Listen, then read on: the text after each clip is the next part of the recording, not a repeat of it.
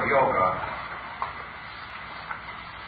brings us to an immediate point which requires clarification.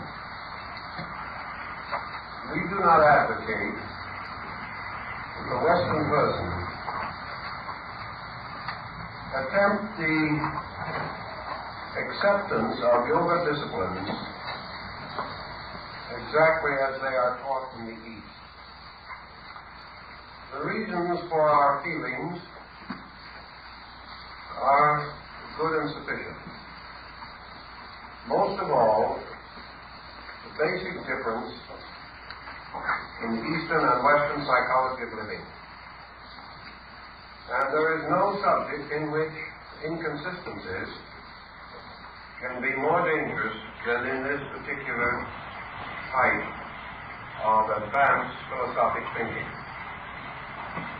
On the other hand, there are principles involved which are universal.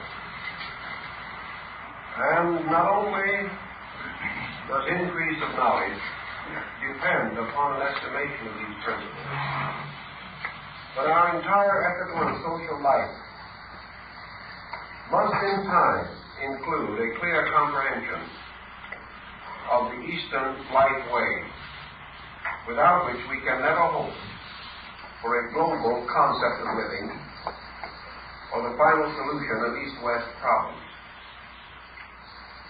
So what we want to do primarily is to explore similarities and differences without any accusations, without any criticisms, but trying to point out those Eastern principles which are useful, necessary to the development of Western life. Most of you have some general knowledge of this subject. Therefore, we will limit our preliminary remarks as much as possible. We know that the term yoga means union, and that the yogas variously taught and named in India, and the same principles under other names in the religious philosophies of other Near Eastern and Far Eastern peoples. That the yogas represent disciplines of union. That they represent means for man's internal re-identification with cause, with essence, with being, with reality. We also know that there is a definite difference in the Eastern and Western concept of union. The term can be left without further examination and be meaningful to both. But as we examine more closely, we realize that the religious psychology of the East and West differ as to what constitutes the ultimate attainment by man of his spiritual fulfillment. Western man, in his so-called mystical discipline, drifts toward what may be termed contemplation. Eastern man toward meditation. These are not the same things. Contemplation, as the term generally implies to us, is a person or a being intently experiencing something in relationship to himself. To contemplate, therefore, is to bestow the faculties of self upon some object in the effort to understand it, in the effort to a degree at least to possess it. I think that perhaps we can get something of the perspective by reference to the Canticles of Solomon. In this wonderful song, which is Solomon's, we have a document almost completely the work of some poet or mystic deep in the same spiritual conviction as we find among the Sufis. In the beginning of his love poem, and of course, the Dark Maiden of Jerusalem is wisdom is the beloved, is truth. Solomon begins with a purely Western contemplative attitude when he says, "My beloved is mine." Me and mine are the pillars of the temple of Western existence. We exist as persons, as individuals. And in our concept of growth, we grow as persons and individuals. We seek to unfold personality and individuality, even going so far as to assume that the selfhood within us is the divine ultimate for us, and that by the perfect expression of self, we achieve to the release of deity through our own natures. This contemplative attitude, then, is that of the mystical observer, who, being in the presence of great or wonderful things, examines them, contemplates them, scrutinizes them, seeks to understand them, and to a measure seeks to impose upon them the understanding which he already possesses. Thus the universe becomes for him a gradual unfoldment of his own expectancy. Seeking he finds, believing he obtains the objects of belief fulfilled before him. And in his contemplative mood, he is forever justifying the convictions of his own personal consciousness. He therefore imposes himself upon the universe. He interprets the universe in terms of himself. He experiences universals in terms of personals. And we find this on every level of human thinking among Western peoples. Our Western concept of love is to desire to possess. And our Western acceptance of love is that we are possessed. I've had women come to me in very serious marital problems who complain that their great grievance against their husband was that he was not possessive enough. Now, some may not feel that way, but it does occur. They did not believe he loved them because he did not constantly seek to own or possess, and in this way fulfill an expectancy which is normal, common to Western peoples. Thus, in the Western extension of philosophy and mysticism, we find man reaching out toward a God estate, and a state of rulership, and a state of leadership, and a state of uniting with a power which ordains action, which causes action. Growth of man is therefore from human to superhuman estate, and from that to a divine estate, in which, becoming God-like, he becomes also possessed of the attributes of deity, seeing in the fulfillment of his own nature the release of divine powers through himself.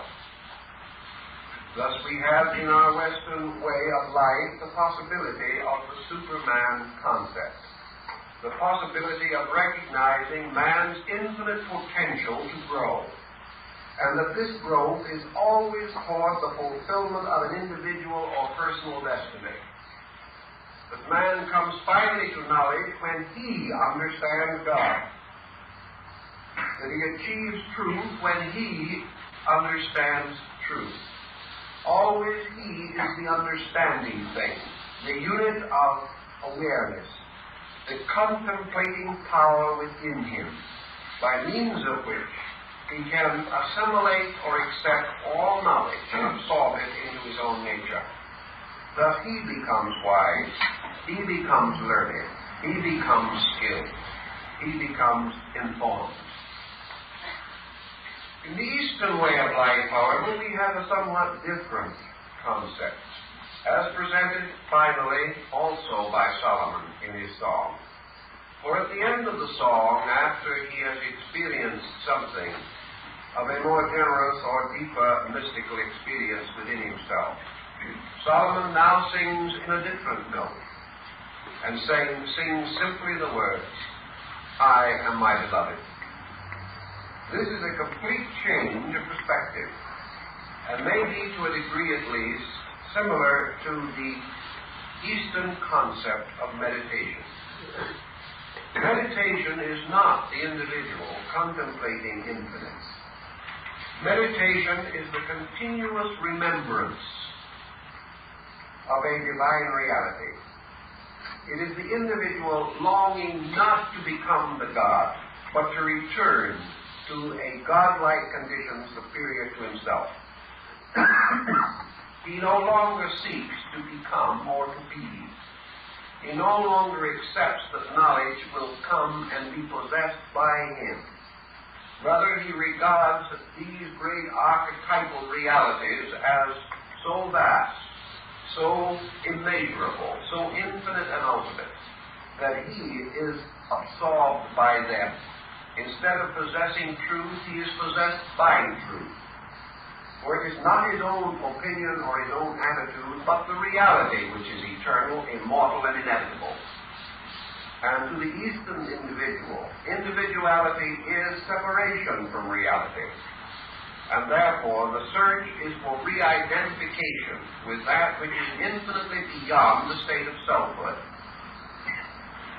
When we consider these differences, therefore, we realize that they become the basis of a different ethical approach to life. For there is a great deal of difference throughout the career of the individual who wishes to gain and who wishes to give. These express themselves on innumerable levels. They do not pertain entirely to a high religious problem. They are everywhere present in the conduct of our affairs. Therefore, they become a motivating factor on every level of our living. The individual who seeks to become more, or the individual who seeks to be re-identified with that which is eternally more. Attaining all by giving all, rather than by getting all. To live to get has produced Western civilization. To live to give, theoretically, is the fulfillment of the mystical disciplines of the East, to produce what they regard as the perfect or enlightened saint. Now, we must be practical and practical, furthermore, in the natural statement that the fact that these disciplines, such as yoga, originate among Eastern people does not mean that all Easterners are yogis, nor does it mean that the Eastern world is without many of the defects from which the West suffers and others which belong to its own life way. Therefore, the answer to the simple question is, these things are better, why are not the people better? May also be answered by our own philosophy of life and our own experience. For 1900 years we have taught peace on earth and goodwill to men, and during that time we have fought 8,000 wars. So that we must not assume that individuals are capable simply of exemplifying their beliefs because they would like to. There is much more that must be accomplished, both in the East and West, before either of these systems can fulfill its full purpose or reveal its complete merit. We are living in a world of imperfect beings seeking to grow. We must therefore not expect more from others than we are able to produce ourselves. This does not in any way affect the merits or demerits of either the Eastern or Western life way, but it would cause those who are impatient in either path to recognize that their own failings reveal those limitations which we have not yet the skill, wisdom, or strength to overcome. Now, this evening we are beginning a study of the problem of yoga. And we are approaching it on this simple ground, that the basic principle of yoga is that through meditation, the individual is capable of experiencing a consciousness separate from his own. The principle of yoga means primarily that through a certain internal discipline, accompanied by a kind of attentiveness, that it is possible for the human being to have the most valuable and mysterious experience in the world, the experience of experiencing something beside himself. So this is the primary problem. Years ago at Berkeley, I discussed a problem relating to experience with a physicist there. He said, frankly, I would give half the length of my life if for 5 minutes I could change consciousness with one of the dogs here in the laboratory, so that for one moment only I could be something beside myself. For in that moment I would know much of the mystery of life, would break through this inevitable and terrible barrier by which the innermost parts of all things are isolated from each other, so that we have concourse and intercourse only on the objective level, but that within ourselves we can experience nothing but ourselves, and therefore we can never escape from the pattern within our own natures. Now, the whole principle of yoga rests upon the possibility of the individual escaping from himself, escaping from the peculiar imitation of his own internal genius. This mysterious thing by which, no matter what happens, it must happen through him. And no matter what happens, it must be interpreted by him according to what he is. No more, no less. So that everywhere and forever, the individual, in the presence of infinite, is bound to an interpretation based upon his own finite consciousness. He may love things, he may venerate them, he may admire them, he may worship them, and yet still he is something apart from everything else that lives. And this apartness is probably the cause of the great psychosis which has given man the tremendous intensities which have produced the civilizations of history. Man's civilization is what it is. His arts and sciences are what they are. His industries and his economics stand in their present places simply because of one thing. The human being, in the West particularly, has never been able to experience anything except himself. Now, this is the supreme isolation. It is the supreme separateness. It must be the basis of all conflict, because it relates to what Plotinus calls multitude. Multitude being the experience of separateness, the experience of self and not self, of object and subject, of being and not being, of me and thou. Experiences which we gradually accept, which become inevitable to us as the basis of personal conscious experience. Yoga assumes the possibility of the individual breaking this barrier. And of course, as an experience, it is far more important to him than breaking the sound wall or anything of that nature, because it must be the basis for him of his first experience as a universal being. And without this experience of a universal existence, he must remain a personal being. Now, philosophy, ethics, culture, morality, many systems that we already have and have advanced to a marked degree, teach us that there is an existence apart from ourselves. They teach us that art is in spirit, a moving power, an archetypal pattern, that beauty and these things have an existence. Man can venerate them from afar. The artist, to a measure, can experience them within his own capacities and limitations. But philosophy does affirm that there is a holistic existence beyond man's present state. And mysticism has always affirmed the possibility, under some condition, of the experience of this state. And this experience, the mystical experience of Alex, is an experience of universality, or universal or total acceptance of life impact. Yoga seeks to achieve this, and it does not necessarily affirm that the only object of identity is being or deity. Some systems of yoga, certainly, are particularly concerned with man's experience of participation in deity. Other systems of yoga do not even postulate the existence of deity and still maintain the possibility of universal experience. There are schools of yoga which also make a point of the possibility of the individual experiencing other forms of activity, other forms of life, other creatures than himself. The experience of the blade of grass, as we find it in the Zen doctrine.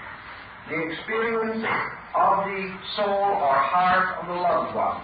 The experience of identity with the child, with the animal, with the water flowing in the river. The possibility of the experience of not-self in relation to the subject or object of our attention. This possibility of the experience of not-self carries with it what to the West has long been regarded as a negative approach to life. The Westerner insists that the Eastern way of life is negative. And he uses this negative in a kind of negative way. The Easterner may insist that the Western way of life is positive. And he says positive with a slightly ironical implication. Each has failed to a degree, therefore, to sense values which perhaps should have been better understood, even as sects worshipping the same deity are not always able to get along happily together. But in our consideration of yoga, then, we must differentiate between contemplation, the individual examining something, seeking to understand it, and meditation, which is the state of the person seeking eternally to be understood rather than to understand. The state of the individual seeking the experience of that which is not himself, accepting it, rather than imposing himself as the conqueror of the unknown upon everything with which he comes in contact. A very good example, perhaps, of the Western attitude has been the fatalist, in which, for example, men like Aesop, good moralists in their time, and treasured names in our modern world. If Aesop humanizes the animal, he imposes man upon the animal. He did not originate the idea, which came from a much earlier Asiatic source. But he causes animals to have experiences like human beings. He is again following the tendency of primitive man of assuming that other creatures are like himself. Always everything is in his own likeness. Everything is something that he patterns from familiar and reasonable things, a point which caused the well-known American agnostic, Colonel Robert Ingersoll, to observe on one occasion that an honest God is the noblest work of man, that the individual is forever forming, framing, defining all of the superiors to which he was turning, and then seeking to prove that he is right, exploring always to the justification of his own perspective. In Eastern meditation, a great point is made of refraining from such conclusions. The conclusions come at ends, not at beginnings.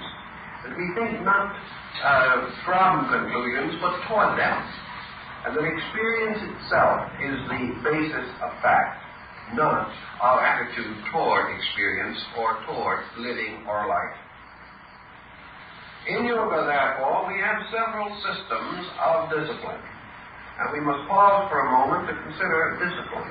What is discipline? We used to think of it very largely as the school teacher causing the small boy to stand in the corner as a punishment for a misdemeanor. Discipline is correction in a certain way. But in yoga, discipline must be imposed by the individual upon himself. Self-discipline, therefore, implies or suggests the development of a character or quality strong enough to control thought, emotion, and action. Discipline is, therefore, the exercise of a purposed will over thought, emotion, and action. Discipline is the individual controlling himself. Now, this, in a way, is opposite also to our Western way of life, Because in the West we are accustomed to the concept that discipline is imposed by others.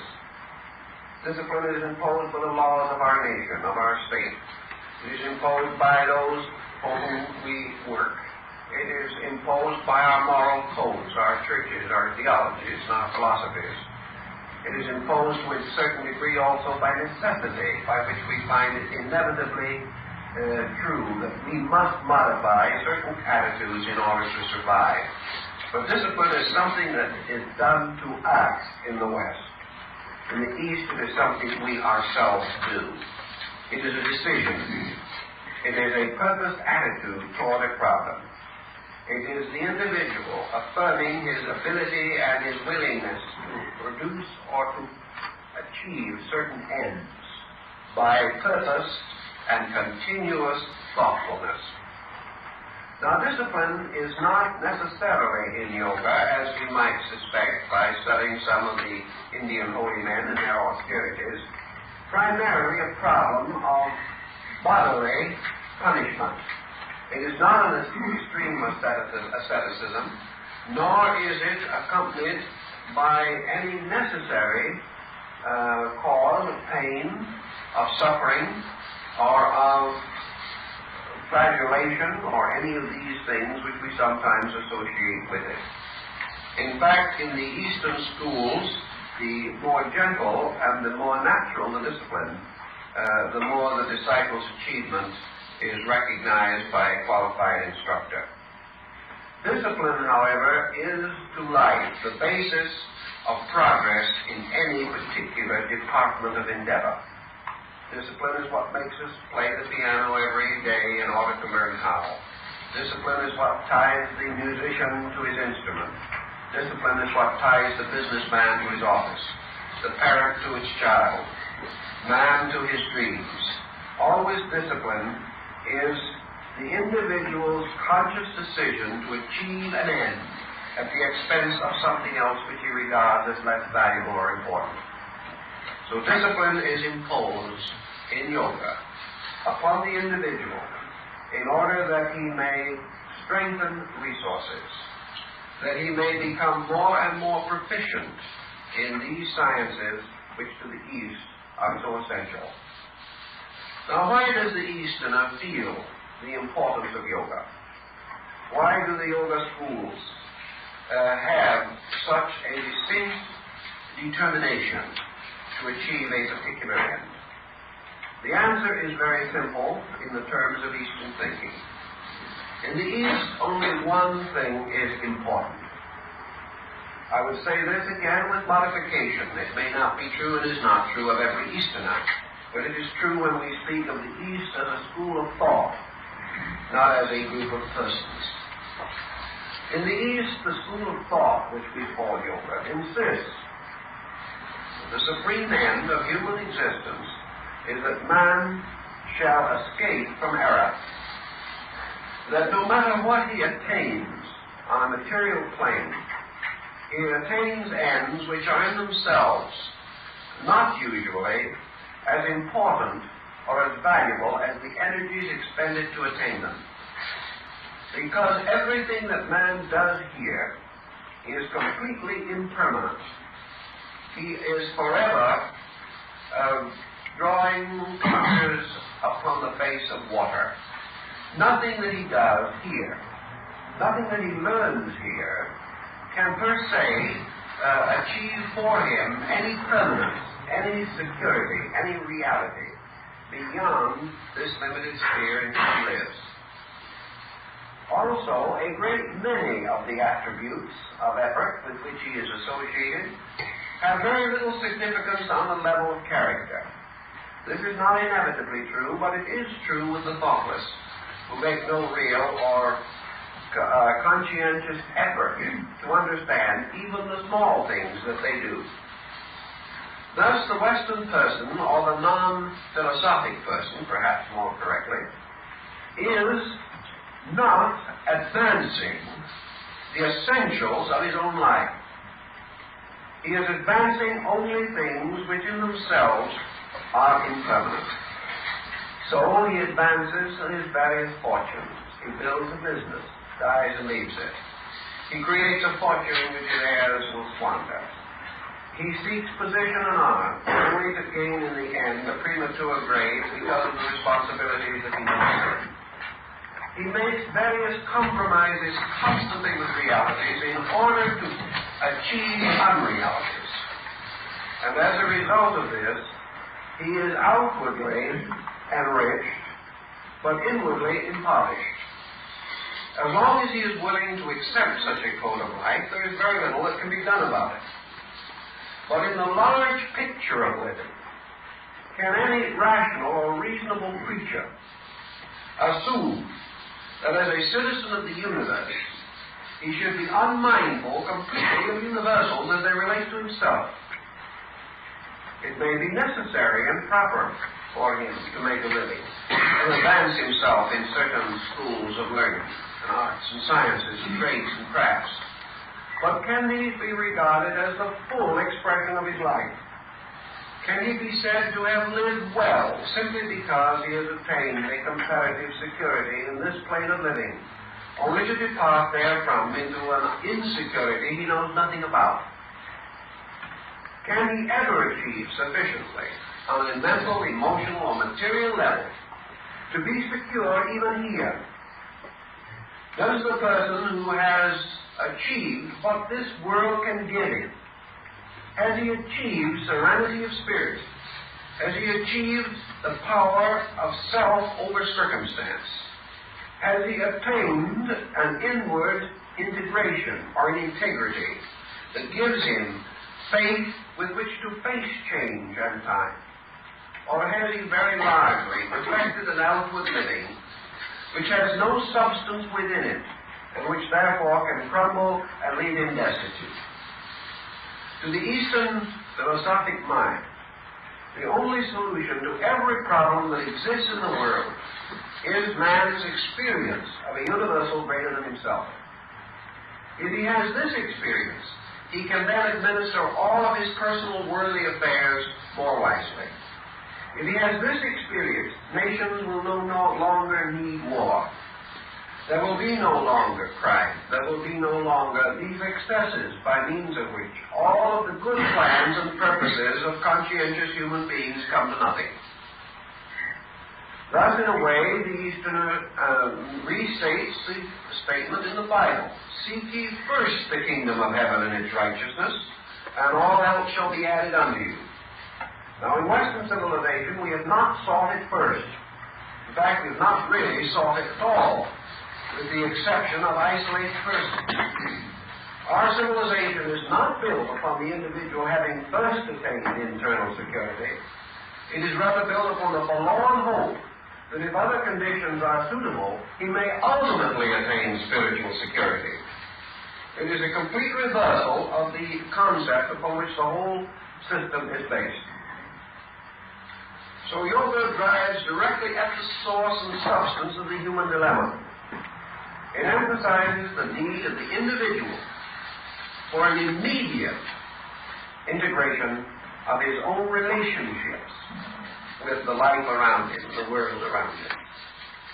It teaches him to experience those things which he needs, or invites him to such experience, and tells him that the only way in which this experience can come to him is that he must earn it. And he earns it by discipline. He earns it by the continuous demonstration of his earnest and natural desire to know, to achieve this state of being. He also achieves it by the full and complete statement of his willingness to sacrifice for it. And what a man must sacrifice in these things, again, is a little reminiscent of some of the veiled statements of the New Testament.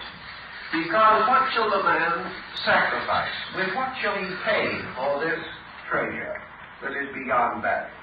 He certainly cannot buy it with money. He has tried that and found a dismal failure. He cannot buy it or pay for it by practically any of the services that he normally renders. He cannot think his way to it. He cannot even feel his way to it.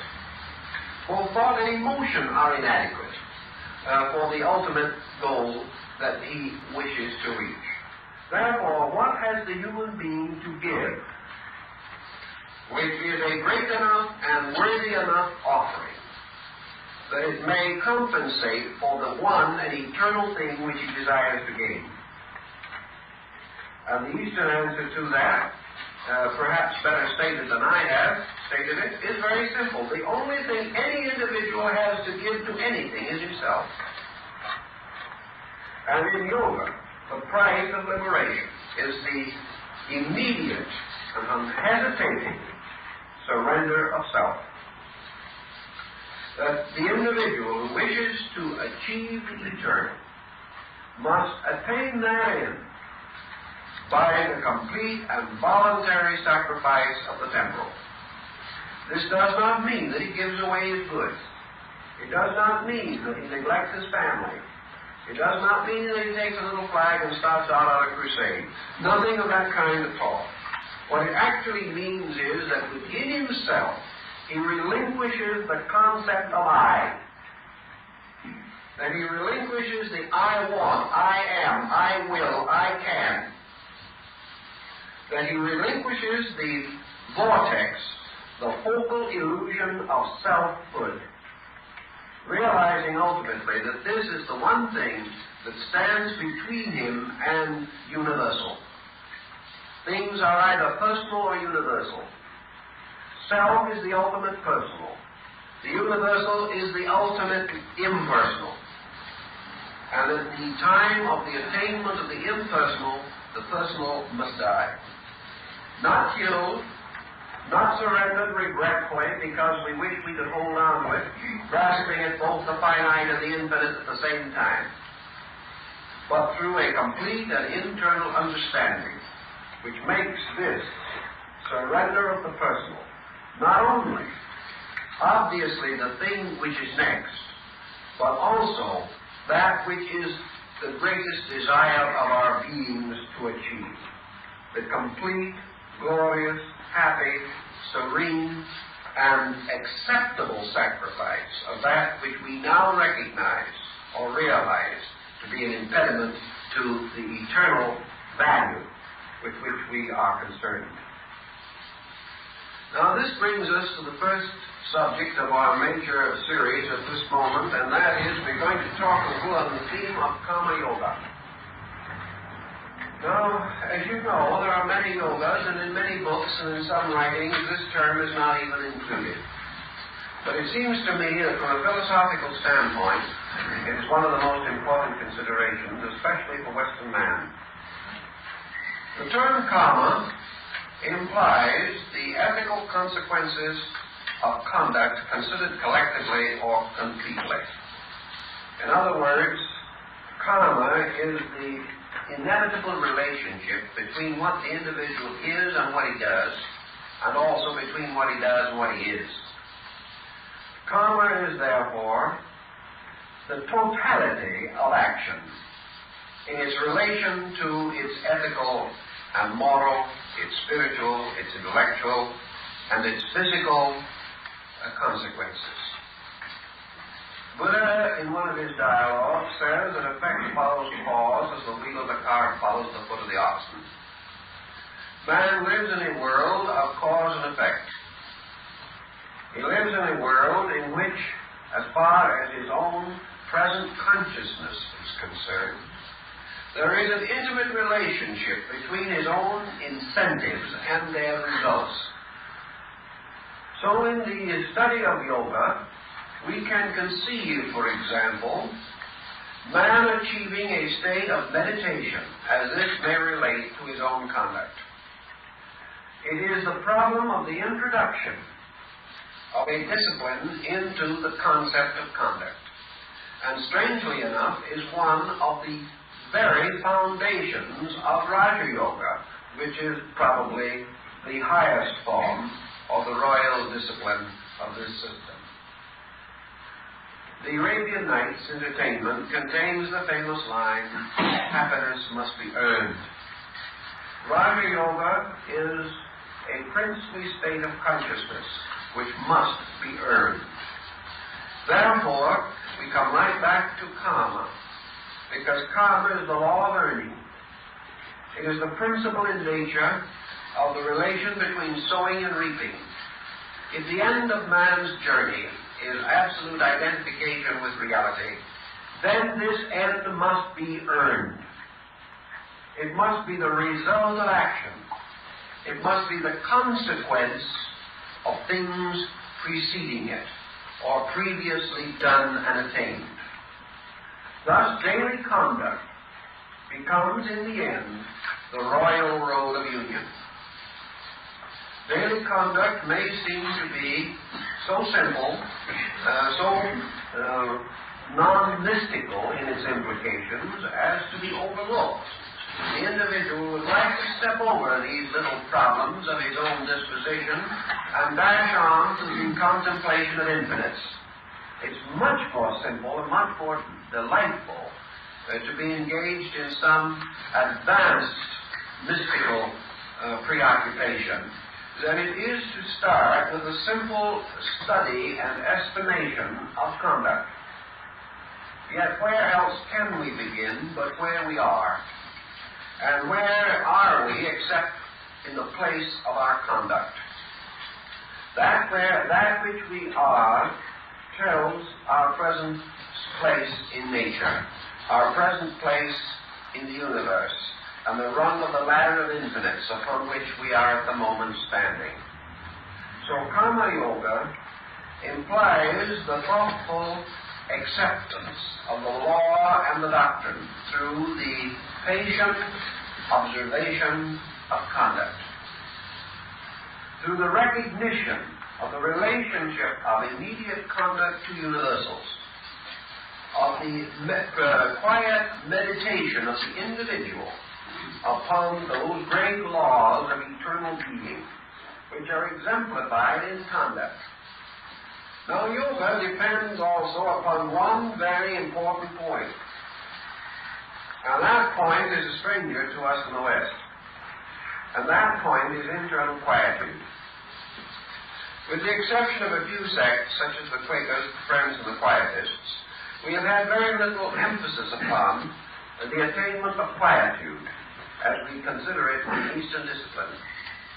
Quietude is the condition in which the individual, relaxing, ceasing aggressive action of any kind, finds within himself peace. Now, this is a large order for Western man, because the moment we begin to probe into ourselves in the West, we are apt to run across a number of psychotic pressures.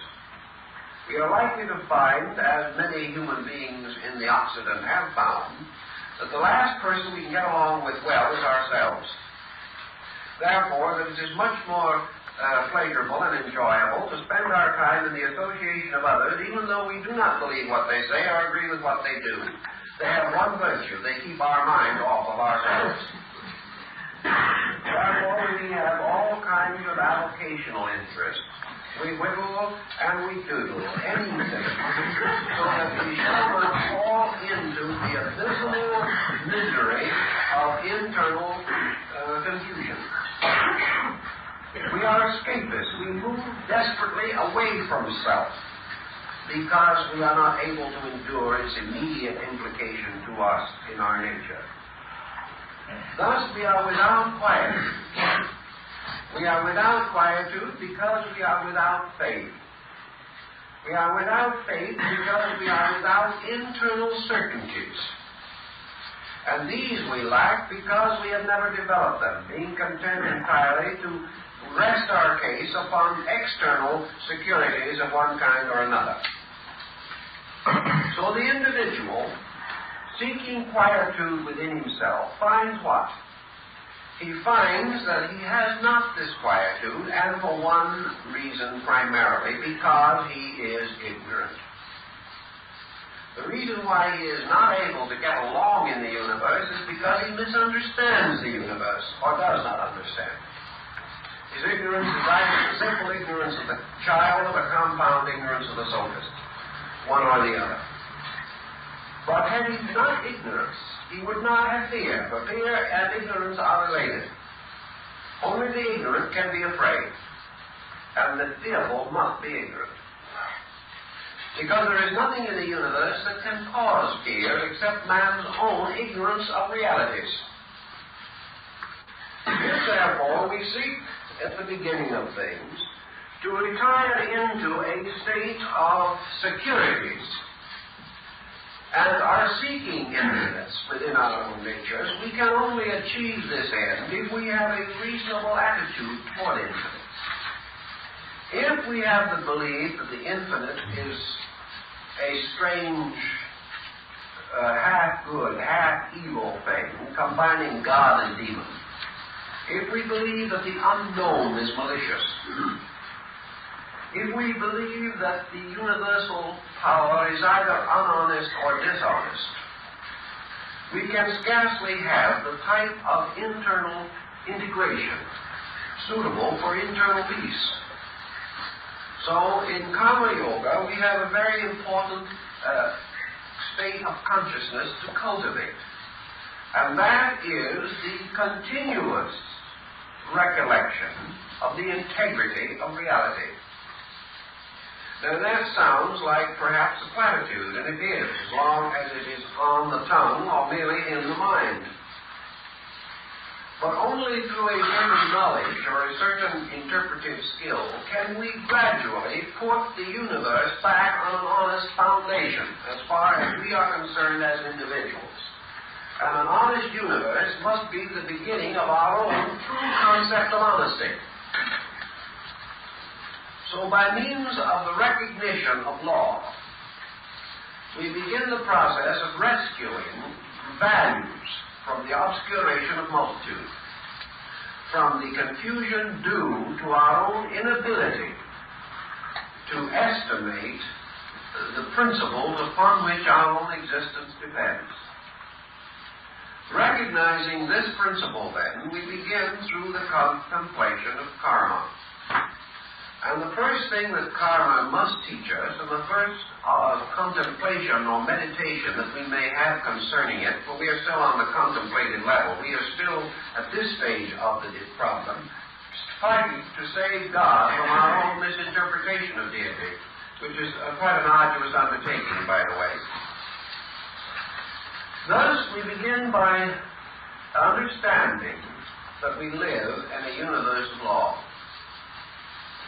Now, this to most people is a very inhibiting discovery, because one thing that we have all a strange resistance to is guidance, domination, or authority.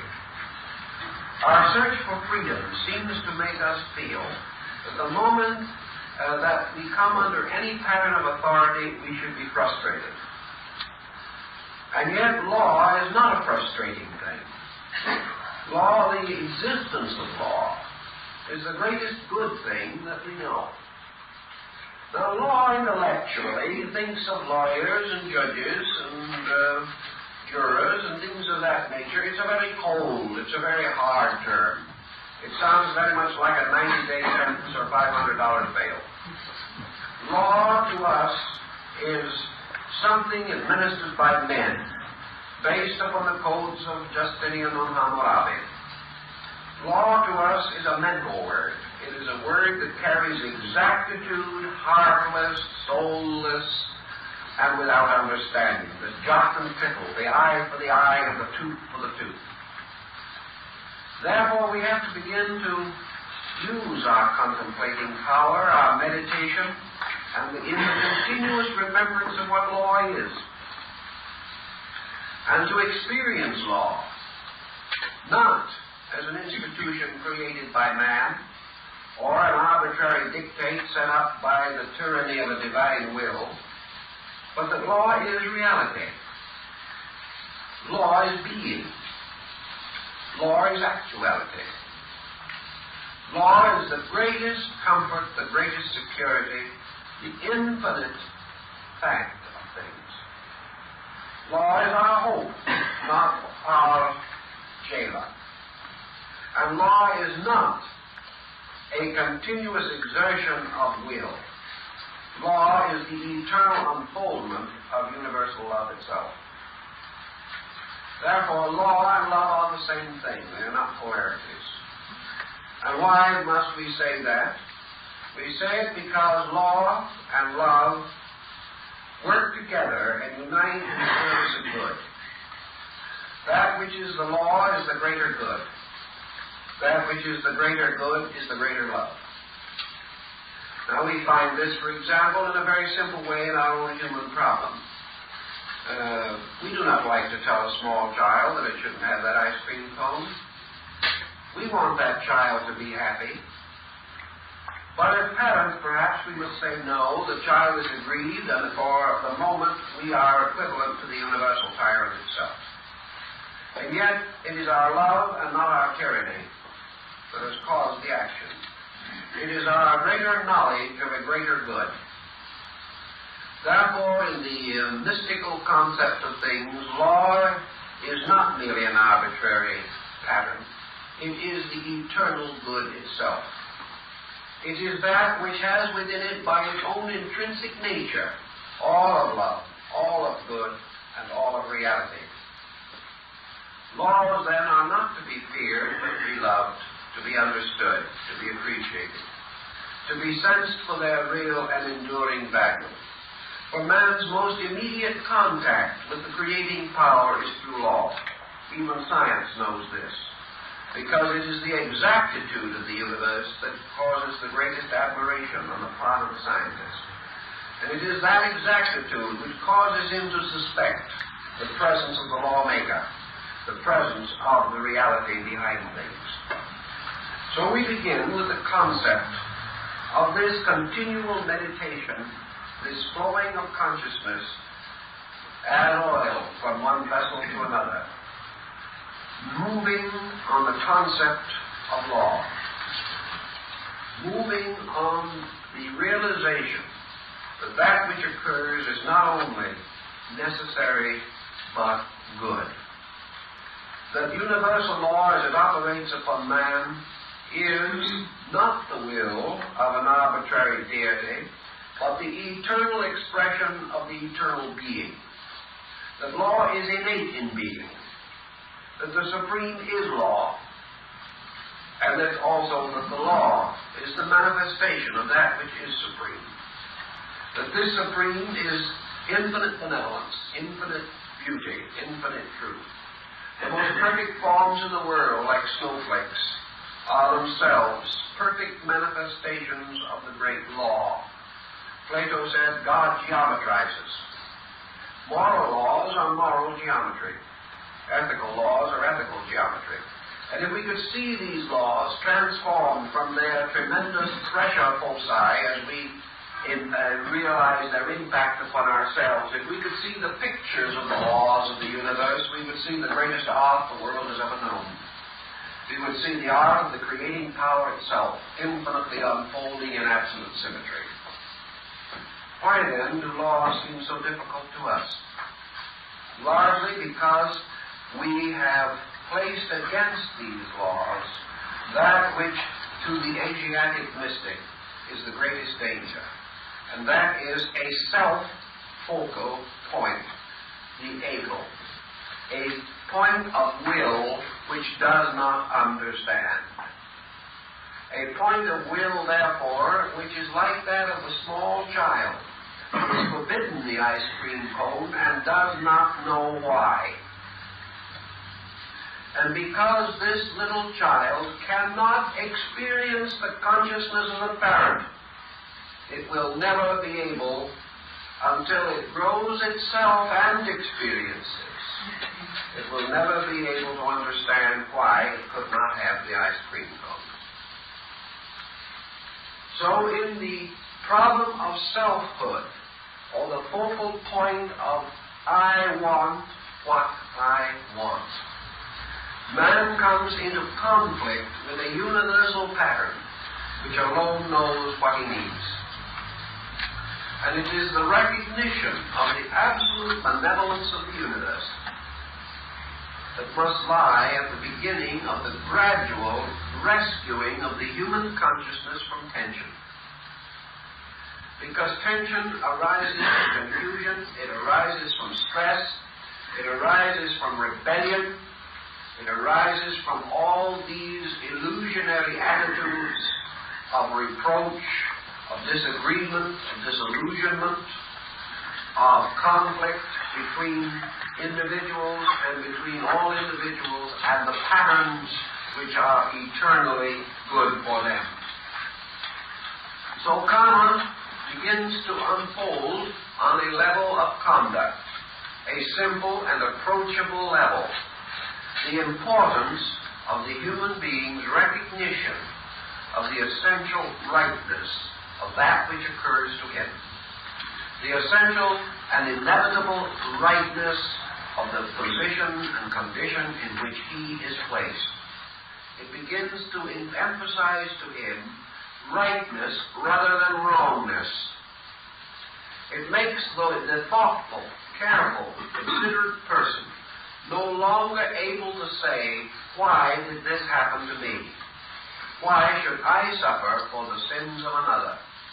Why should I be the victim of the generation in which I live, the circumstances in which I find myself, the inharmonies with which I am surrounded and burdened?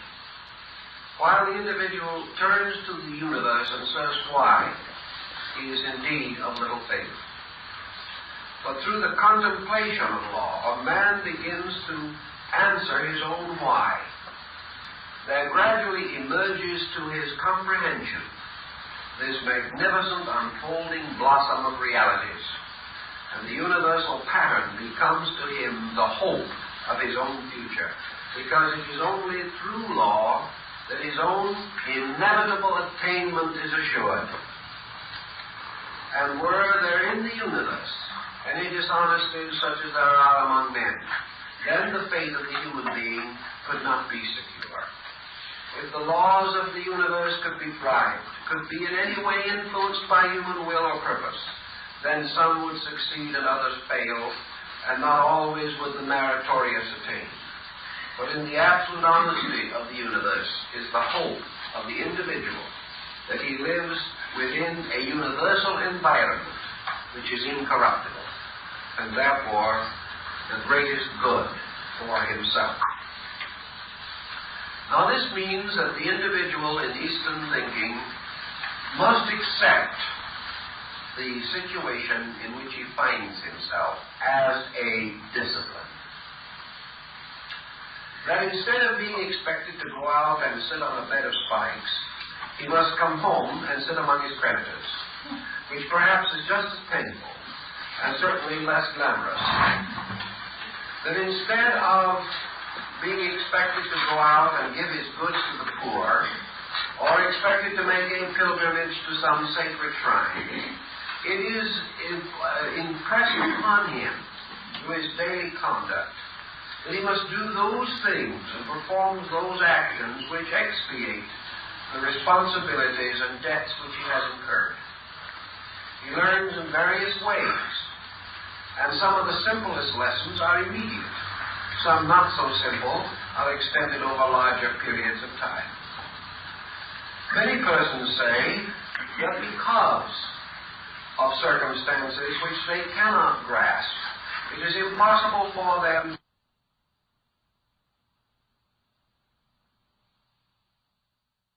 It's so numerous, so obvious, that he can scarcely deny them. It therefore does not require an unreasonable faith to recognize that the larger and less familiar patterns are under the control of the same principles. So the individual becoming attentive and contemplative of conduct, continuing his meditation upon his own way of life, can almost immediately, if he so desires, learn much about himself, learn much about the path that leads to union, lay many of the basic foundations for his future growth. And he must begin where he is. So he begins with the gradual conquest of illusion in these very patterns of law and cause and effect around him. Now there is one important point in yoga which begins even in karma yoga, which we would like to also emphasize. In the West, we think of evolution as a gradual growth of the creature through infinitudes of time from a present state to a superior condition. The Darwinian hypothesis more or less sustains this, and our study of the objective life of creatures carries the same general implication. So we think of growth as a gradual motion to being or toward eternity. And we also think that the ultimate state of man is something remote, something distant, something so far from him that he must contemplate it in terms of millions of years. This is based upon the assumption that his growth, inwardly, his internal growth, is also upon the same tempo as his external evolutionary development as a physical creature. Yoga does not assume this. Yoga points out that as man is traveling a long road that leads from here to eternity, he should also bear in mind that this journey is his own journey and exists only because he believes it. He says the road is long and painful, therefore the road is long and painful. He says I must conquer one step at a time, therefore he conquers one step at a time. He says I must release one quality at a time. It is going to be difficult to overcome this tendency to sarcasm, this attitude of jealousy, this instinct to hate. All of these things must be gradually worked out the long and hard way. And because these are the patterns which we set, they become the ways we must go. But if we think of it a little differently, what are we seeking? We are seeking identity with reality. Reality is not a matter of time and distance. Reality, as an outward condition of society, may be historically measured in aeons beyond our present state. But the reality which we may attain as beings a million years from now or 100 million years from now, that reality does not exist only at that time. That reality is here now. The reality which we are seeking to attain in some infinite future is here. Because without that reality, we would not exist. Without that reality, there could be no rise of the sun. There could be no change of the seasons. Without that reality, we could not hope or dream for reality. Therefore, the infinite is not only infinitely distant, but infinitely immediate. The truth, which we hope to attain sometime, somewhere, is everywhere, always. If it was not everywhere, always, it would not be eternal. And if it was not eternal, it would not be true. Therefore, as all things which have a real existence are eternal, they must be forever present, and not present only in a time, or at a place, or under a condition. Yoga, therefore, while it does not tell the individual that inevitably or unfailingly he can wake up tomorrow in eternity, does remind him that eternity is separated from his present state by an interval of consciousness, and that this interval of consciousness is not under the dominion of time. That this interval of consciousness is under the laws of its own existence, and not under the laws of the progression of the equinoxes or the alternation of seasons. Therefore, that everything that is real is timeless, and that man's concept of time is the measure of an interval of quality within himself. It is man's effort to measure that which man cannot even comprehend, understand, or hope to validly estimate. Therefore, in the problem of yoga, the individual must make a positive or major change in certain values. But yoga tells him very frankly that if he goes along by the law of karma yoga, if he is punished and rewarded, helped and hindered by his own conduct, on and on and on, if he lives with himself long enough, he will get over himself. Now that may require 100 million years, because some people are awfully fond of themselves. It may require an immense cycle of pain, pleasure, hope, despair.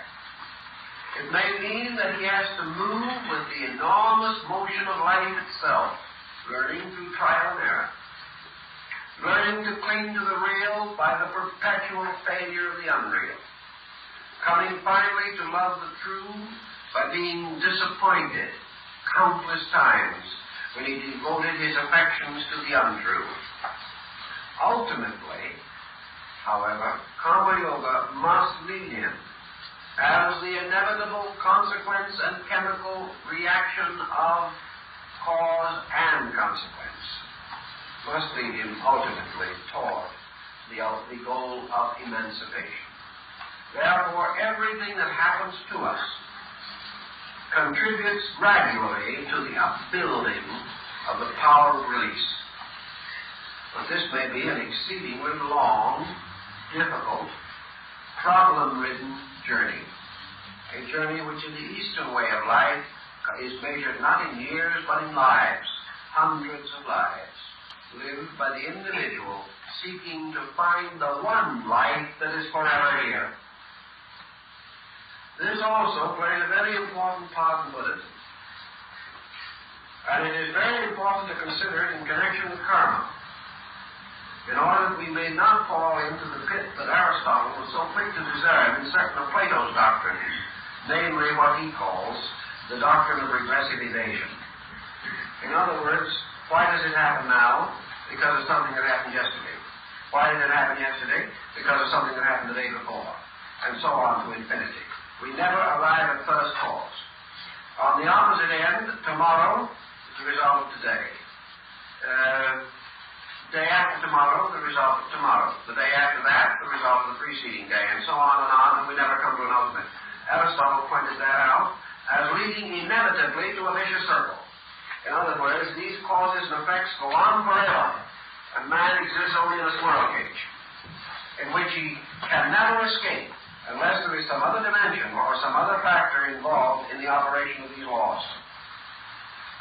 Now, the thing that is added, the difference by which the cycle is established rather than the circle, lies in another factor, another dimension of this important problem. Namely, that not only is man experiencing, but man is meditating. Man is contemplating internally the overtones of value involved. Therefore, everything that happens to him not only brings its mechanistic effect, but its philosophical overtones. Man is not only passing through an incident, he is changing consciousness as a result of the incident. Now, if this changing of consciousness is by trial and error alone, then, again, we have the long and difficult path. But if this change of consciousness is under discipline, then the individual begins to affect his own action. He begins to step into the problem of activity in a new relationship to it. Now, to come to the yoga angle on the thing, however, we have a little different point of view that has to be taken into consideration. Yoga, as a recognition of a certain impersonal, inevitable divinity, reminds us that nothing can happen to us unless there is something for it to happen to. If the individual stands on a certain street corner in the midst of traffic, he is very apt to have close shaves or finally be injured. If he is not there, he cannot be injured. Karma and these laws of cause and effect, which we interpret on a moral and ethical level as pain and pleasure, reward and punishment, good and evil, only operate because of our own position in relation to the universe. They have no operation, as far as we are concerned, except in relation to the focal point with which we are concerned. There is no karma unless it happens to us. Now, this is a rather subtle point, but it is exactly the problem that there would be no danger of being shot if you weren't there. But if you are there, it is a very good danger of being shot if the bullet is aimed at you. Karma, in order to operate, must operate against certain fixed illusions within the consciousness of the being affected. Karma can only operate where the individual is under a certain cycle of activities of a moral nature in which he is capable of right and wrong decision, and in which he is sensitive to the reactions of joy and sorrow, hope and fear, life and death. Now, a good example of the problem of yoga is the problem of death itself. And in all systems of mysticism and esotericism, death and illumination have always been intimately associated in symbolism. The transition from this world to the next has been used to represent the transition of man from one state of existence in consciousness to another. Now we come to a very simple problem. Do we die? The materialist says yes, death is possible. Now is the fact thus established, or does the materialist die because he accepts the fact? Now don't think for a moment that we're going into a sphere of affirmations, because that isn't where we want to get to. Do we, as thoughtful idealists, believe that we die? Do we believe that death is the end of everything, or is merely a transition from one condition of existence to another? Yet something can die. The reason why it can die is because it was born. If there is something within us which cannot die, the reason why it cannot die is because it was never born. It was itself eternal. And that what we call birth and death are motions on the level of form in which that which is unborn and undying manifests objectively and then passes into a subjective state. But that life itself, even our own life, is undying. The thing that dies is John Smith or Mary Jones, the body which we knew. Yet that which is within the body cannot die, and cannot be destroyed by another creature, or cannot be devastated by war or plague. It is in itself and inevitable, unchangeable and real. Now let us shift this thinking to the level of cause and effect on a moral plane. The individual says, I can be cheated. Can he? In terms of Eastern philosophy, no. He cannot be cheated.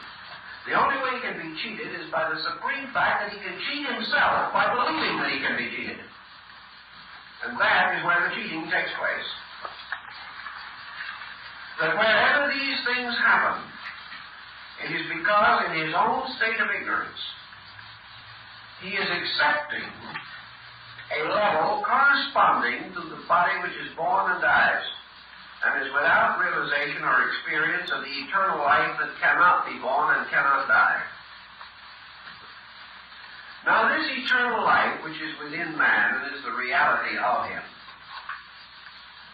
is therefore like the reality of his spiritual integrity, something that cannot be touched by the vicissitudes of existence. Yet while man lives objectively, he can be sick. As long as he lives objectively, he can be rich or poor. As long as his consciousness is focused on the body, he is a victim of everything that happens to the body. As long as he believes that he and his body are identical, he can fail, he can pass through every change, every alteration, every mood to which body, as a visible and objective form, can be subjected. As body, he can be martyred. As consciousness, he cannot. As body, he can be defeated. As consciousness, he cannot. As a person, he can be destroyed. As a universal life, he is indestructible. So his ability to react to laws upon various planes depends entirely upon the focal point of his own consciousness. If he is focused in his bank account, the loss of it is a supreme tragedy. If he is not focused there, it comes and goes and is very little concern to him. Some individuals find it difficult to accumulate, others find it difficult to spend what they have accumulated. There are innumerable intemperances and only one temperance. There are countless illusions and only one reality. Now, the law of karma relates to a conditioned existence in which the individual, by his own causations, has set upon himself consequences that he must face. He must face them as long as he was foolish enough to cause them. And he must face them as long as he is operating on a level of consciousness in which his own conscience and his own morality tells him that he has broken faith with himself.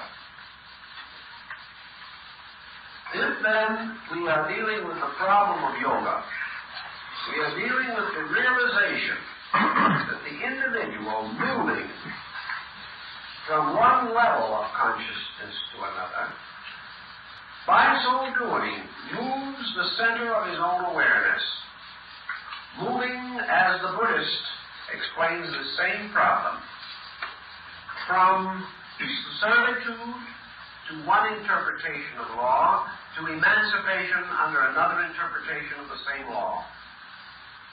Because the law of the universe is in itself not karmic. It is only karmic when this law comes into conflict with the sattva, or the self-focus of an individual who is unenlightened. This will require more thought and more time, but we will give it that thought and time in the course of the series of talks that we are dealing with now. But in your problem of karma, in both your Buddhist and your Hindu system, you have, therefore, something that is very difficult for the Westerners to understand, and that is an absolute law that apparently can be transcended by a discipline. It isn't transcended by the discipline.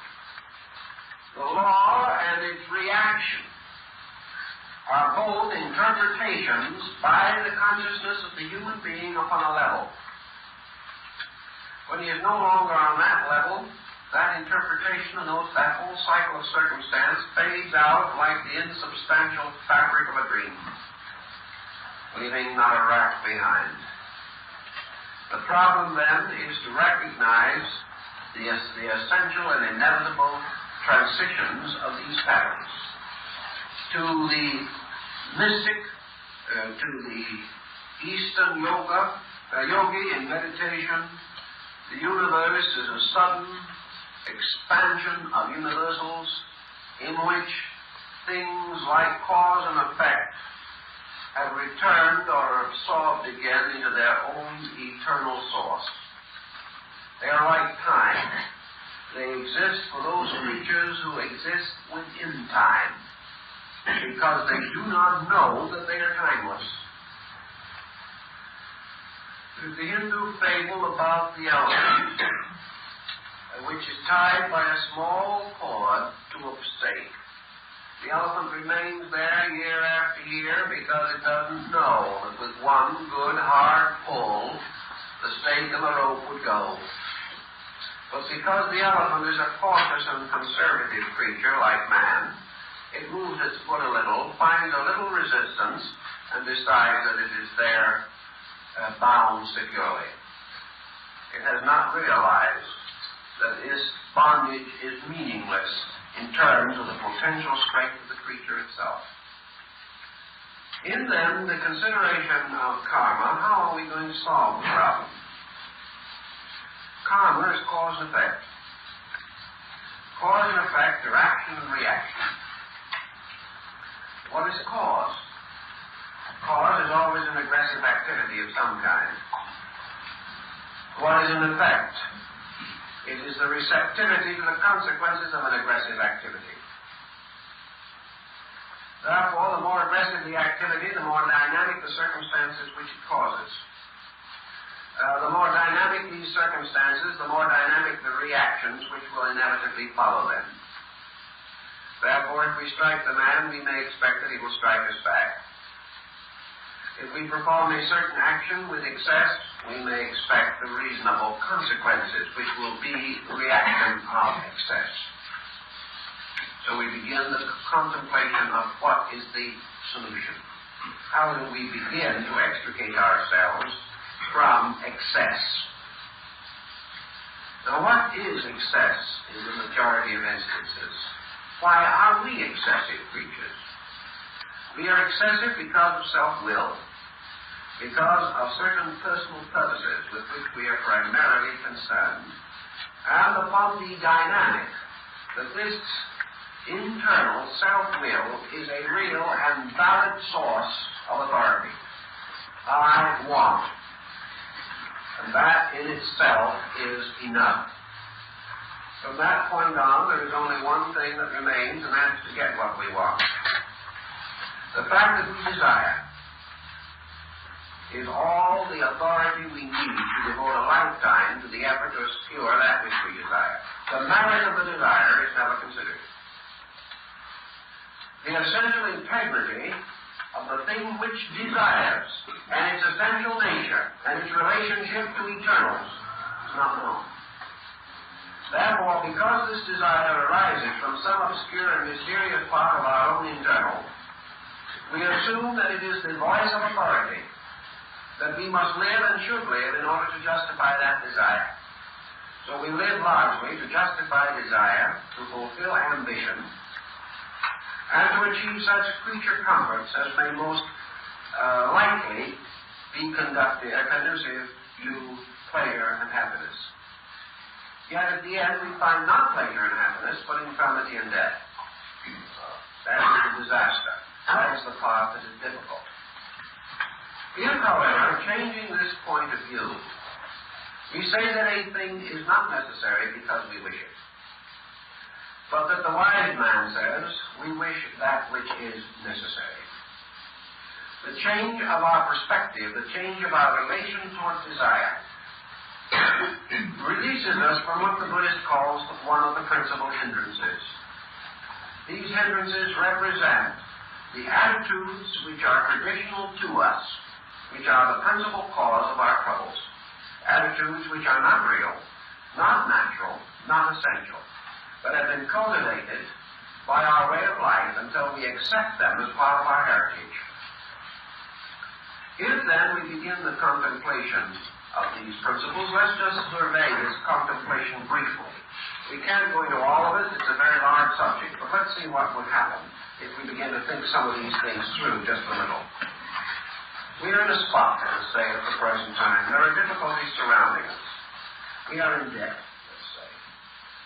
There's a little danger that they may come and collect the icebox, the car, the television, and several other things, and that also we must remember with some grievances that the suit we're wearing is not paid for. And of course there's nothing more that is undesirable than to pay for a worn-out suit. That is what many people do.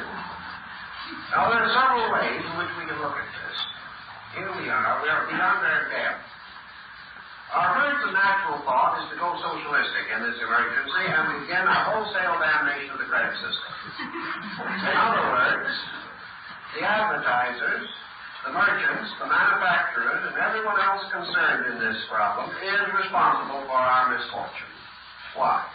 Because they have made it very easy for us to be very foolish. Therefore, the great problem is what society has done to us. And it is so nice to think of it. But it is exactly the same thing as to say that our friends have wronged us, our relatives have deceived us, and all these things. They all belong under the same general headings. Except in the case of the man who is over his head in debt, the real circumstances are perhaps a little more obvious to him than in some of the other relationships of life. Now here he is in this predicament. He may blame others, blame the universe. He may take faith in the thought that there is no God, that there is no justice, that the universe is tyranny, that his friends and associates are all living only to get what they can off of him. He can go into all kinds of attitudes out of this and justify himself in every way that he wants to. And he's still in debt, he still can't pay it. Or he may by some chance gain a small amount of wealth from some source or other, or make a successful loan, which he will consider good fortune, not having any relation to law, but merely to perhaps his own persuasive personality. You see, he's solving this himself now. As a result of that, he's able to pay off these bills. And having discovered that such things is possible, he will now immediately contract a whole new series of them, and do exactly the same thing that he did before.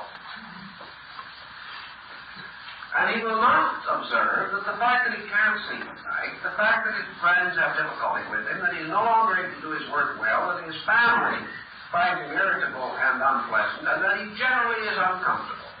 He does not necessarily blame himself for any of these things. They are the results of bad luck. They are the results of the fact that other people didn't understand him. And so the whole message of law to him was lost. The simple fact of the matter is that he was fooled. He was just unwise. He was unreasonable. He did things which his own common sense should have told him he shouldn't do, but he did them because he wanted to. Now this is the basis of karma to a very large degree. Here we have, therefore, the individual today with any one of innumerable problems besetting him, of which debt may be one. Either he rationalizes himself out of the lesson, or else he rationalizes himself into the lesson. He either blames others or himself. And the first step in the situation is to blame himself. That is the first constructive attitude. It's to stop blaming the world and recognize that he himself is to blame. Now that is a beautiful thought in its own nature. It may or may not lead, however, to any constructive action. He may simply say, I'm sorry, I was foolish, too bad, and then tomorrow repeat. He may still blame himself for not learning. But if he repeats several times, he will probably gain a certain instinct toward moderation. He will not do it again repeatedly. He may do it several times, but not forever. Ultimately, he must learn something. But assuming that he accepts the responsibility as his own, he has set this thing in motion. He's gotten himself into a situation which may take him several years of painful self-sacrifice to clear up. Now comes the next question, which is infinitely more important and one which he probably will not ask unless under some special dispensation of intelligence. And that is, what is this self that he is blaming? Now that's, it isn't somebody else's fault, he says now. It's my own fault. I am responsible. Now, what is the I that is responsible and made him do a foolish thing? You know, this I is of a quality and of a dispensation that can run him in debt in 3 weeks. If this I can also cause him to do many wrong things, and it does, and he knows it. Why is he so eager to forever please this I? And why is he willing to hang his whole destiny upon it? The thing that this I makes him do is stupid. And yet, as a being, he has accepted the infallibility of this I and built his whole philosophy of existence upon it. Yet wherever it operates, it does things that are not very wise. It is this I which makes him ambitious, makes him sacrifice health to fortune, makes him sacrifice honor to profit. And yet he loves this I, he serves it, adores it, and considers it to be little less than divine. All is getting him into trouble. What about this I? The least you can say about it is that it needs educating. Now how are you going to educate this I? Can you educate it by sending it to school and teaching it the liberal arts and sciences? No. Because the people who have had that education are making just as many mistakes as those who have not had it. There are individuals who have many degrees after their names who are in debt for their ice boxes. It hasn't solved it. Why? Because in educating the I, you're educating something on a quality level that cannot be educated by ordinary schooling. The only thing that you can do with this I is reach it on a level of intelligence, on a level of basic thinking. Yoga, however, takes a very simple attitude. This I isn't worth saving. Because no matter what you do with it, no matter how much you condition it, no matter how much you perfect it, it is still a dead loss. It will always be a dead loss. And the final fact of it being a dead loss is that as long as that I is there, the great and eternal I of eternal being can never be known. Because there cannot be two I's in the universe. There is only one. There is one reality. And all the rest is in some way deficient. Therefore, it is this reality which is more important, more significant, more real than I. The mind and the self are both slayers of reality. So in the problem of yoga, the answer to karma lies in the simple fact that the I causes it. And therefore, the cessation of the I must be the end of it. As long as there is self-will, there is reaction. When there is universal will, there is no reaction. Because this universal will, being in itself eternal, inevitable, and absolute in its good, being complete and perfect and deficient in none of its parts, the only reaction that can come from its own conduct is perfection, is reality. That which makes no mistakes can have no reaction except absolute good. Consequently, from the standpoint of yoga, the eternal is the only unconditioned being. And the state of eternal consciousness is the only condition of consciousness which can have no reaction. Nothing can be caused by it except itself. Nothing can result from it except itself. Therefore, that which is complete and whole cannot give birth out of itself to incompleteness or separateness. Separateness, self-existence, and all of these dependencies are the source of karma. And karma cannot exist apart from separateness. It cannot exist in a state of absolute unity. In the study, then, of the problem of karma, the primary lesson is negative, but very important. Namely, that the individual begins to contemplate the relationship between suffering and the cause of suffering, and comes through the study of karma to the final discovery as an experience of consciousness, not something I tell you, but something that you experience within yourself. That it is yourself which makes it possible for you to suffer. That it is not the God in you that causes pain, but the you in you. And that as long as that you in you has an existence apart from the divine existence, you can suffer. And as long as self-will in any way varies from universal will, you will suffer. Therefore, in the West, the problem was to discover the universal will and keep it. That was the Platonic concept. That if we know all things, we can then obey absolutely. And by so doing, achieve peace of soul. In the East, it is not conceived possible that the eye can ever know the all.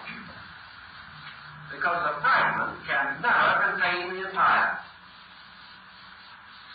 These fish can never swallow the ocean in which it swims. And so, attempting to conquer the infinite is a fish trying to swallow its own ocean.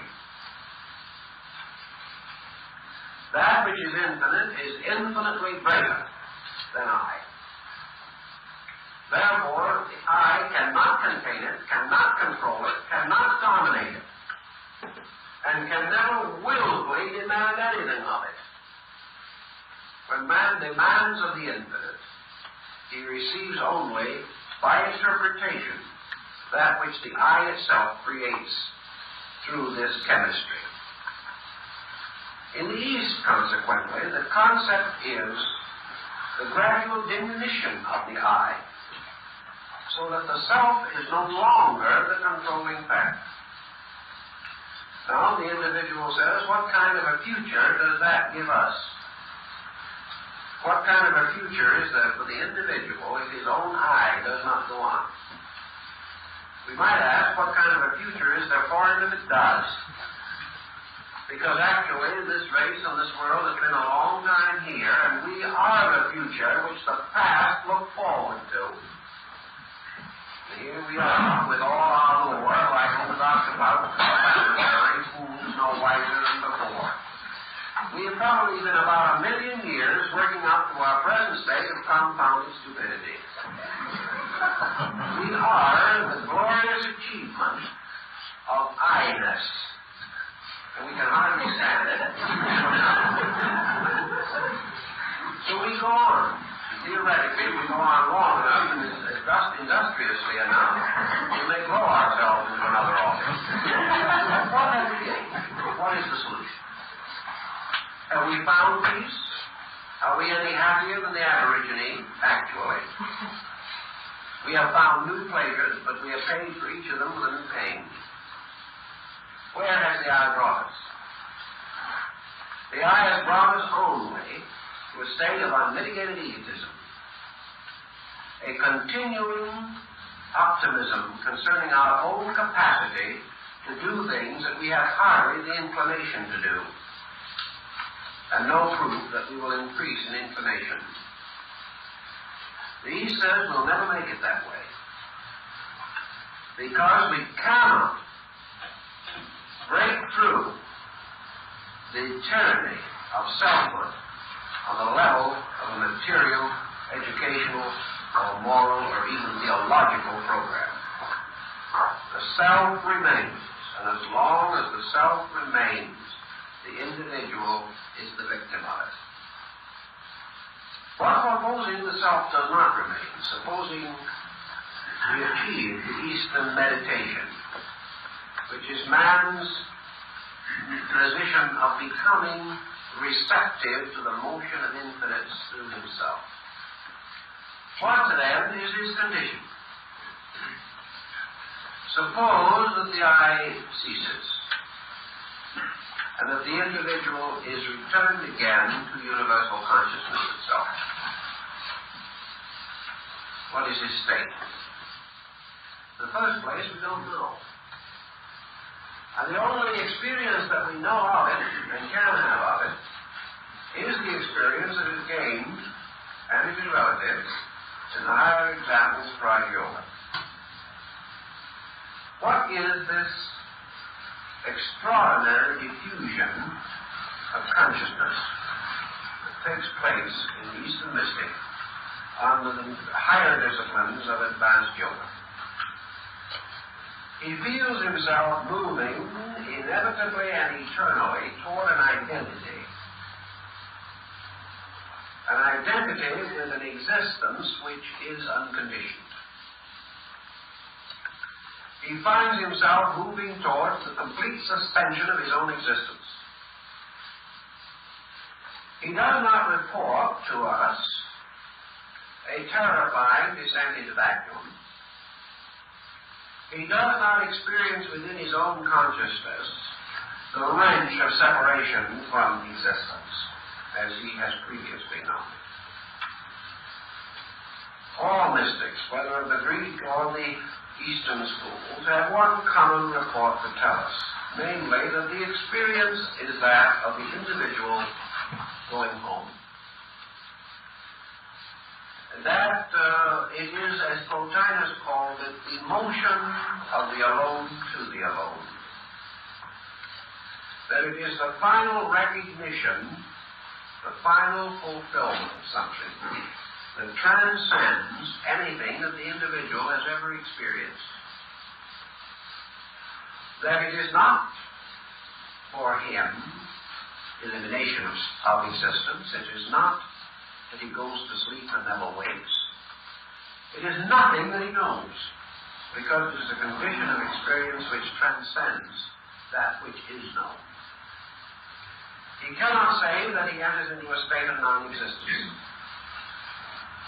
He could not enter into a state of non-existence if that with which he is associated is all existence. He moves from a fragmentary position to a participation in the experience of totality. He moves from oneness to allness, and he simply has no faculties with which to interpret that experience.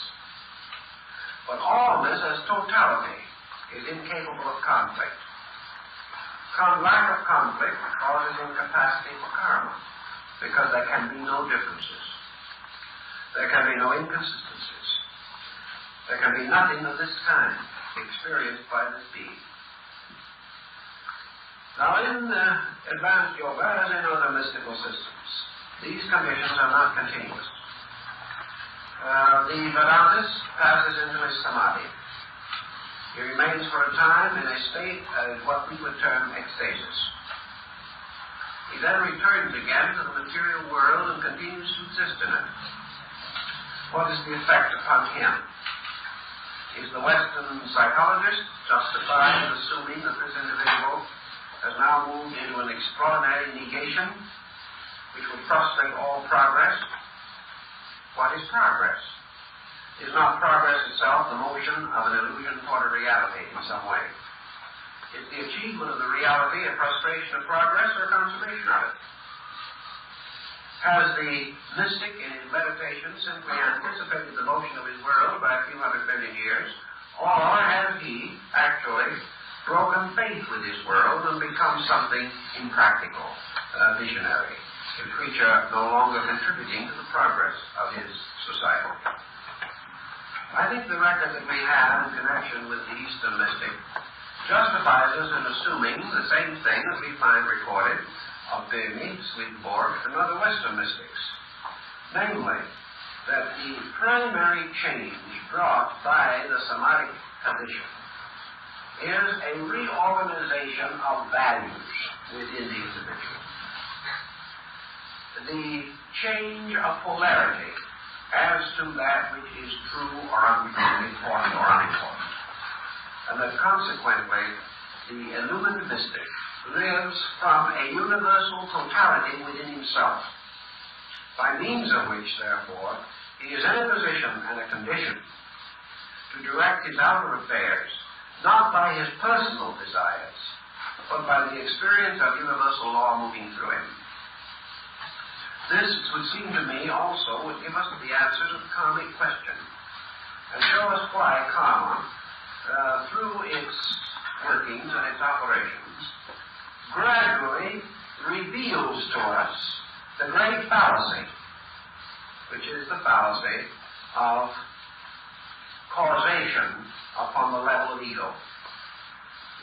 And that as a result of that, karma yoga is the meditation upon this, the gradual realization that the only cause which cannot have a destructive effect is that which arises from universal totality within ourselves. Therefore, that the only end of pain is identification with reality. That everything else must have some negative consequence. But that this identification, being itself a cause, when it is attained, causes itself, and causes the continuance of itself. So that cause and effect still operates in a mysterious manner. But illumination causes the identity to continue. The effect of reality is itself, whereas the effect of everything unreal must be less than itself. In these contemplations and meditations, therefore, we have the beginnings of discipline. The individual is disciplined by its incentives to grow and to proceed and to advance along these fields of thought and speculation. And this is a groundwork of yoga, because it contains a great many of the basic principles upon which the other branches, with which we are more familiar, depend. For the entire process of the individual gradually achieving non-self-consciousness is the process of moving away from the hopelessness of a vicious circle in which he has locked himself by his own ignorance. This vicious circle may at some time appear attractive, but ultimately it must appear in its true light, namely insufficient, not enough to fulfill the inevitable longing of the human consciousness for re-identification with its own divine source. So yoga becomes the study of this union and the various methods by means of which it can be attained. And the following lectures of this series will be devoted to unfolding the various schools of yoga with which you will find note on the program. And we thank you for being with us tonight.